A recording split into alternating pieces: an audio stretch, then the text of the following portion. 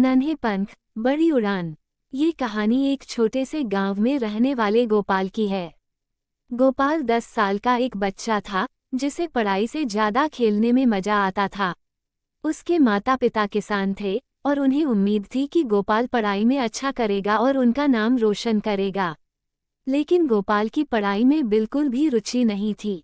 वो हमेशा खेल के मैदान में अपने दोस्तों के साथ खेलता रहता।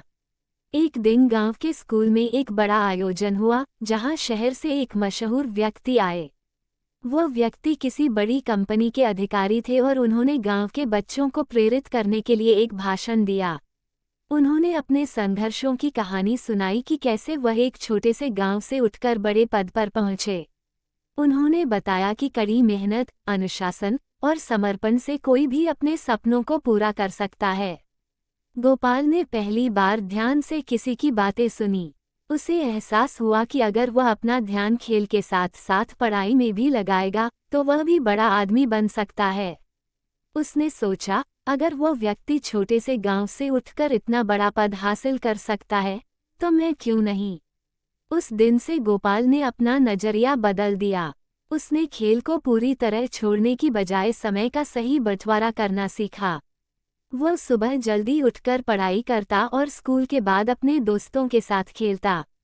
धीरे धीरे उसकी पढ़ाई में रुचि बढ़ने लगी और उसके अंक भी सुधरने लगे। गोपाल के शिक्षक और माता पिता उसकी इस बदलाव से बहुत खुश थे।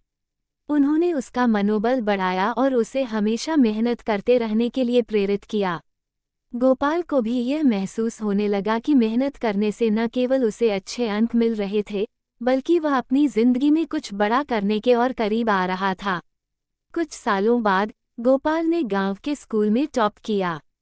उसे शहर के एक अच्छे स्कूल में स्कॉलरशिप मिली। उसने वहां भी कड़ी मेहनत की और कॉलेज में एडमिशन लिया। कॉलेज से ग्रेजुएट होने के बाद गोपाल को एक प्रतिष्ठित कंपनी में नौकरी मिल गई। उसने अपने गांव का नाम रोशन किया।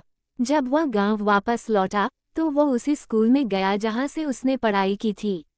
उसने देखा कि वहां के बच्चे भी उसकी तरह खेल में मगन थे और पढ़ाई से भाग रहे थे। गोपाल ने उन्हें अपनी कहानी सुनाई और बताया कि मेहनत से ही सफलता मिलती है। बच्चों पर गोपाल की कहानी का गहरा असर हुआ। उन्होंने भी पढ़ाई में ध्यान देना शुरू किया और बड़े सपने देखना सीखा।